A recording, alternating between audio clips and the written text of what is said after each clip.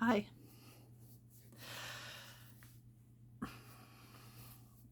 So I had a couple of topics that I was possibly going to talk about this week.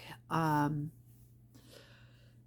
of them is more yada yada yada for sort of vloggy of what I've been going through, which I think may be a little bit too specific to me. And another one is just something I came across that actually might be more educational for people who have avoidant personality disorder. And so I'm going to go with that one, even though this is more like me sort of working through this idea and how it applies. Now, so here's all my million disclaimers because that's what I do. Another thing is that I have gotten a diagnosis of complex PTSD, even though I just totally disregard it because it's so similar to avoidant personality disorder, and obviously the avoidant personality disorder is paramount. It's without a doubt the biggest issue that I have, even more than I also have, what do they call it, treatment resistant depression. That actually I think I've got a pretty good handle on right now anyway. um, I mean, yeah, it's something I deal with daily, but I'm functioning very well, so whatever. Um, so the reason for this disclaimer is I'm not sure if what I'm talking about is more complex PTSD, which is PTSD that is caused by um, an event that happens repeatedly over a period of time, as opposed to regular PTSD is usually one massive, huge trauma that causes you basically your brain to snap. Um, anyway, so there's my disclaimer that I'm not really 100% sure that what I'm going to be talking about is specific to avoidant personality disorder, or maybe it is totally specific to complex PTSD, or maybe somewhere in between. But I just have a hunch that this is avoidant personality disorder. So, what I'm talking about, this is difficult to talk about because it's like, ooh. Um, Again, this is if it cuts too close to the core and makes me cringe, then I'm like, this is something that needs to be talked about. What I want to talk about is a possible reason, specifically for getting avoidant personality disorder, um, and that is humiliation as a child. Now, here's the thing. I know people who have had avoidant personality disorder, and they reject massively any thought that they are not to blame for whatever. First of all, they're very protective of the people who caused them. I mean, even if this is like school bullies or whatever, they're still like,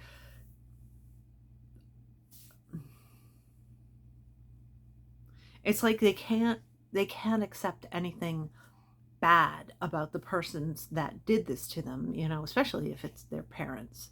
Um, because again, avoidant personality disorder, you need to have a genetic predisposition for it, and then you will need to have a trigger. You need to have somebody abusing you, causing trauma that triggers it. Um, so first of all, a lot of people seem very, very protective of the people who caused this in their life. And secondly, it's almost like they have now this identity that is, I mean, you would think, I mean, it's a personality disorder, it affects your personality, but it's not your identity. And it shouldn't, and I hate that word, but it shouldn't be your identity. You should really actively try to, sorry, I've got a cat that's going to come and attack me.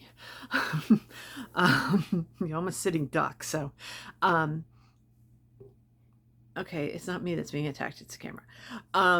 Anyway, you should really try hard to not make having a personality disorder your personality, your identity. I can talk. Um,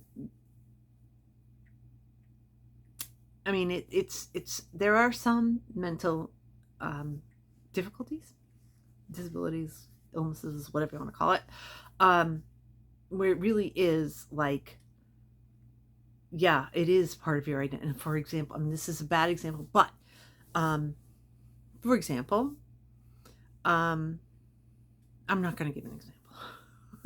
I can't think, well, I mean, I can think of plenty of them where somebody would have some sort of disability where it affects them to such a degree that it is their identity, and they're like, this is who I am and I am okay with that. Avoidant personality disorder, I I I strongly urge you not to allow it to become your identity. Um and not to think of it that way, and not to identify with it. Um because it was something that was put on you. Similar to, this is why I think it's parallel to this idea of humiliation as a child. Um,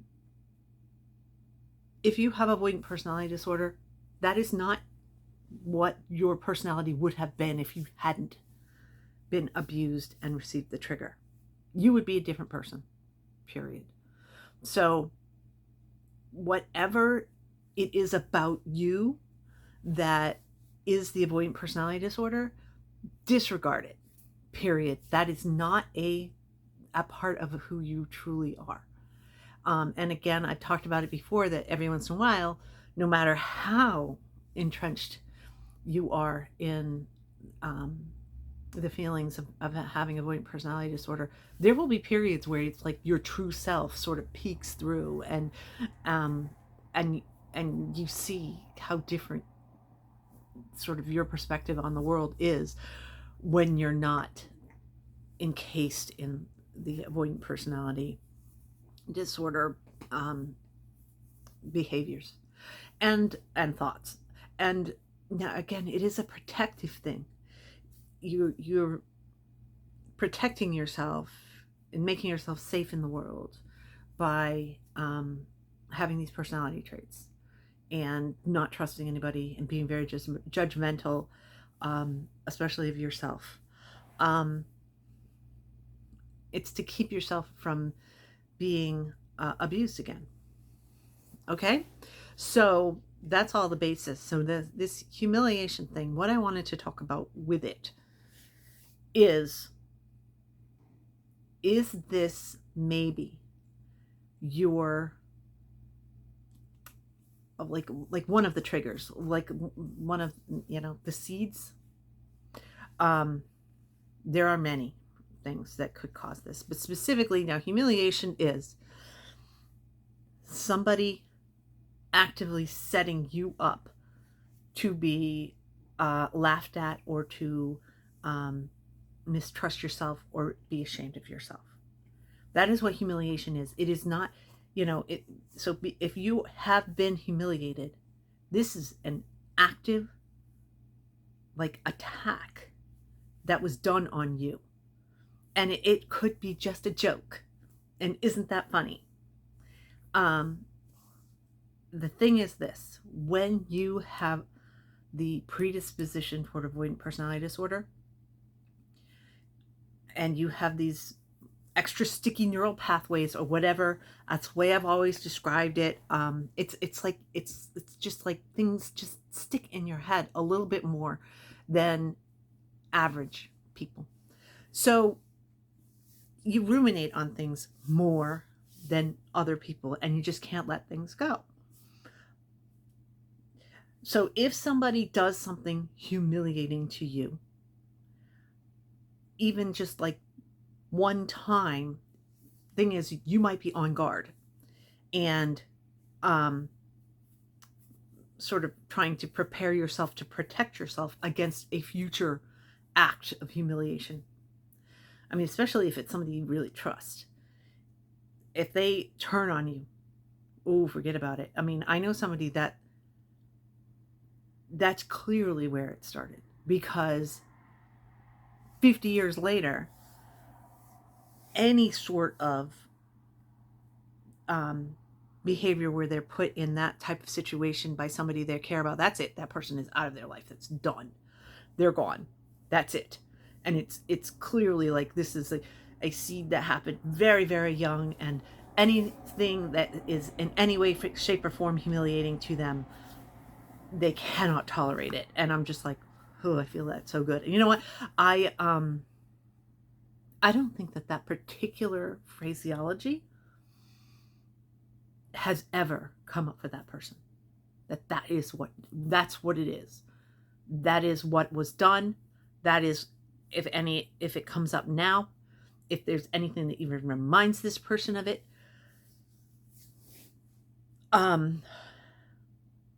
it's really easy for me to talk about other people.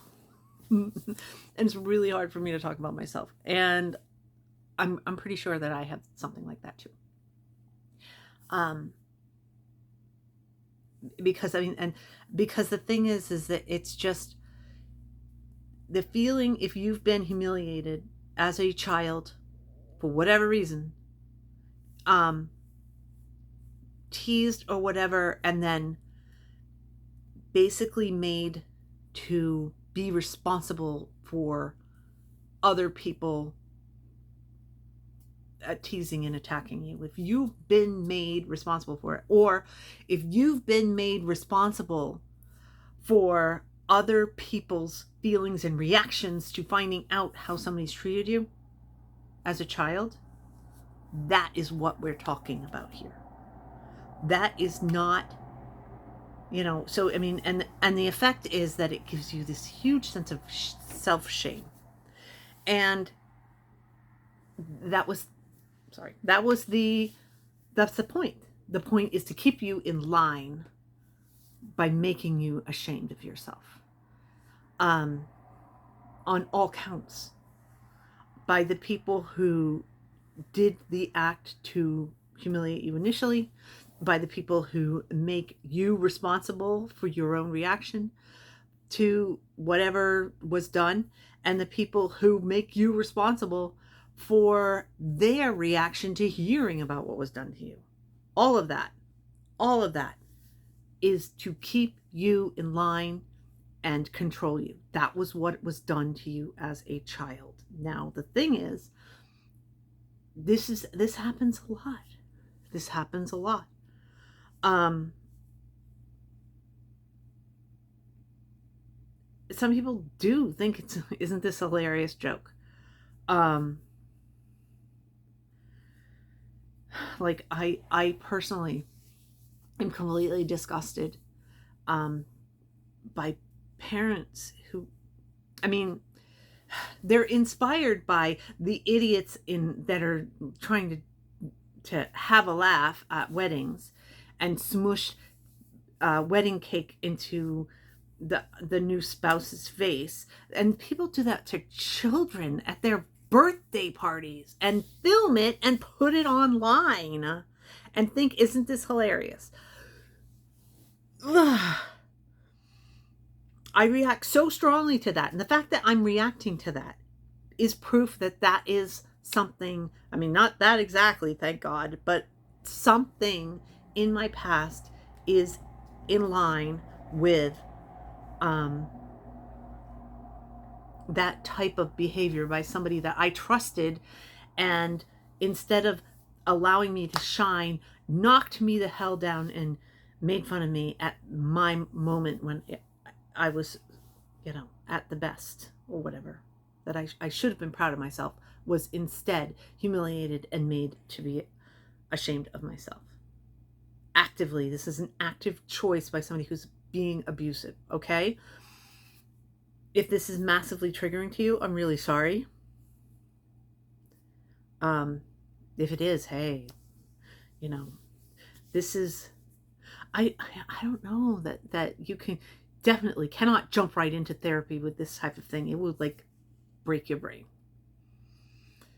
It's too much.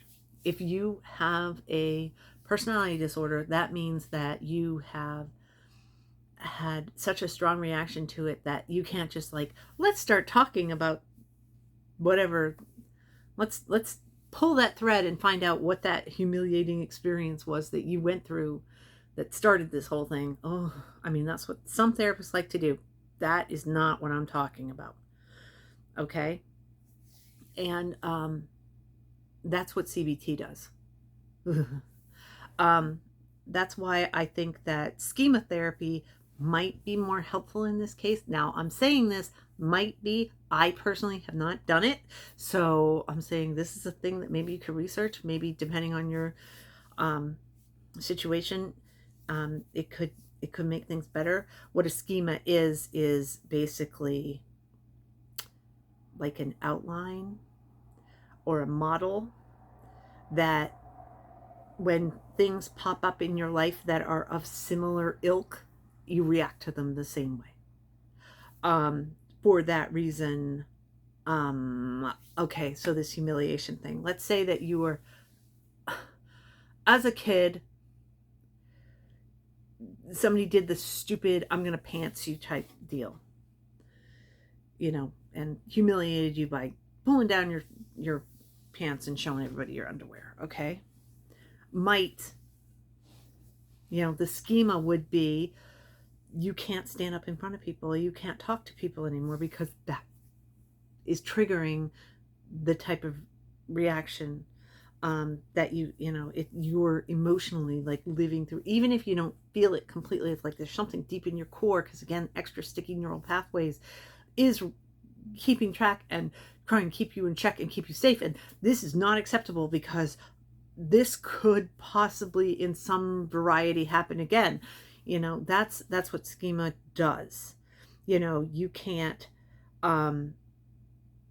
like go to a store and go into one of the changing rooms and try on clothes, because somebody could open that door and do that to you. And it's not even like a conscious thing. This is subconscious, super protective. You know, it's nearly on the level of your body is going to make sure your heart beats for you and you don't have to think about it. Well, this is the type of situation that was similar to that.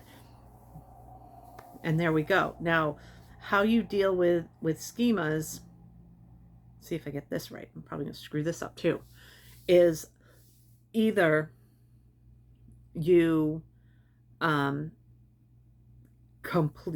this is what avoidant people do. They completely avoid it, or they basically go whole hog into it and recreate it on other people. So you start humiliating other people.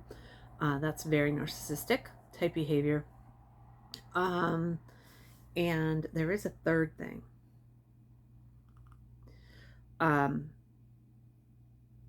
I think it's absorb it is how they put it, is that you, and I think this is the thing that you would learn from with DBT, which is DBT meaning dialectical behavioral therapy, which is basically training you how to effectively deal with your emotions. And what DBT would train you to do is say, okay, here comes an emotion, here comes something, and instead of allowing yourself to just like let it grow and build and take over your life and explode, instead, here it is. It's going to come in as, here's a thought, it's coming into my head.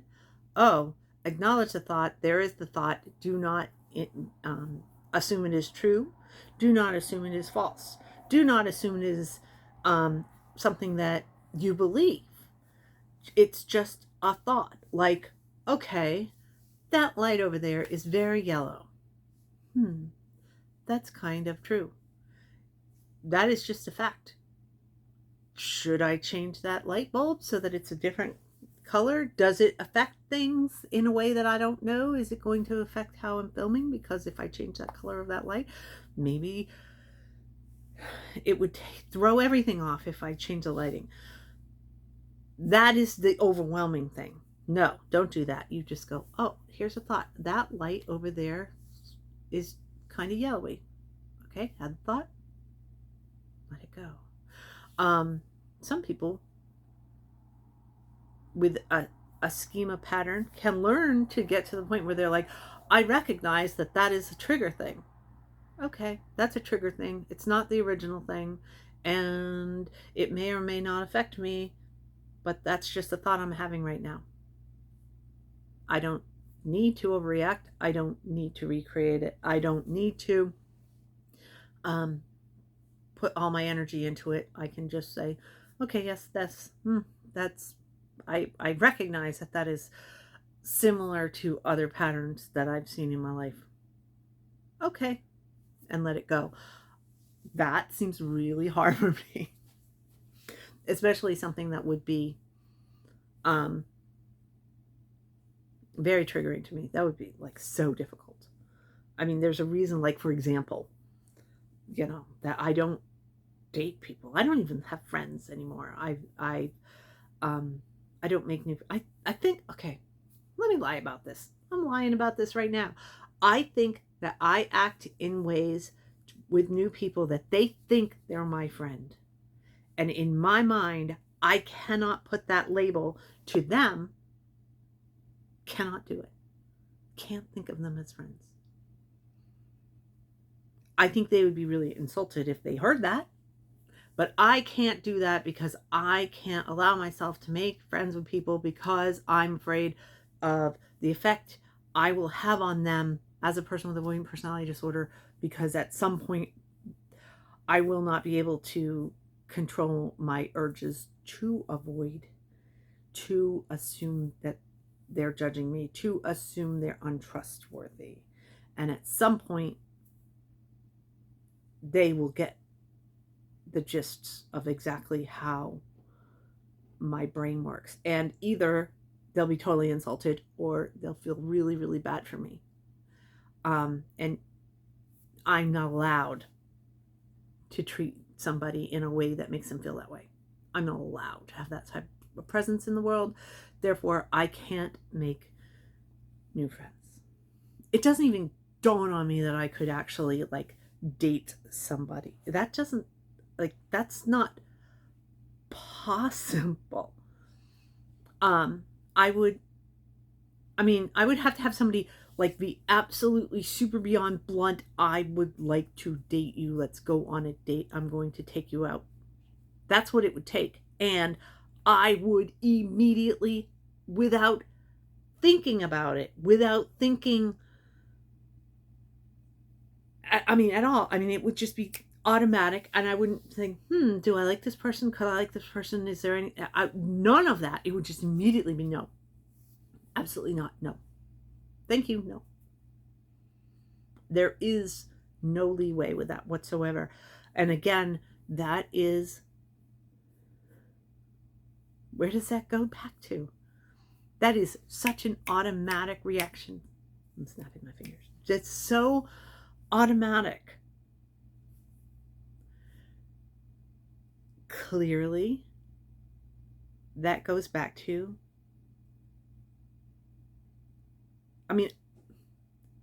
does it go back to humiliation for me? It's hard to use that description. Absolutely, unquestionably, yes. When I talk about the avoidant personality disorder, usually I'm talking about my family of origin. But I was bullied quite a lot when I was in school. I told everybody, and it's a fact, that when I was 17, I went to Russia. I went to the USSR, to communist country, from the United States,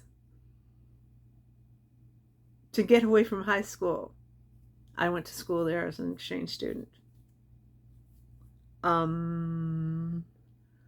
That's how hard my high school experience was. And even before that, well, I think it was,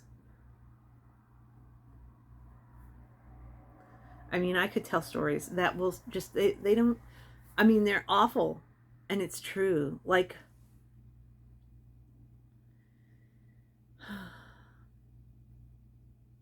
I don't know. I grew up in the 80s.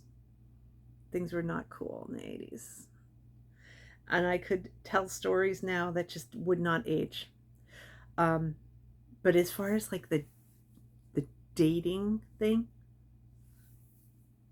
it was it was an ongoing joke at my school for me of who would be like my level to date, like who I just this is so terrible, but this is truth. I was basically, this is terrible. This is the 80s. This is the 80s, okay? Um and again, you know, there were people who just thought it was fun to pick on the loner kids. And I was a loner kid. Um and they so basically every once in a while, if there was somebody that was like, this is awful, it's true, like truly ugly, like there was a person who had some sort of massive physical deformity, that was the person they assumed that I would be dating. I mean, I was told that directly. Oh, that person has a crush on you, you should go date them because that's who you should date.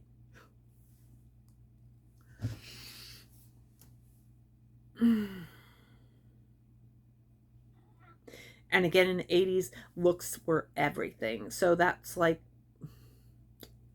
even worse than now. Looks were everything. So bottom of the barrel. And even my mother would tell me directly, you know, beggars can't be choosers is what she would tell me, and that I should take all comers. Don't think about that phrase. And, you know, when it comes to teenage girls dating, ooh, I mean, that's literally what I was told. And so if I had no agency to say no, then I had to only say no. You know what I mean? I had no choice. The choice was anybody interested or nobody, and shut it down. That's it.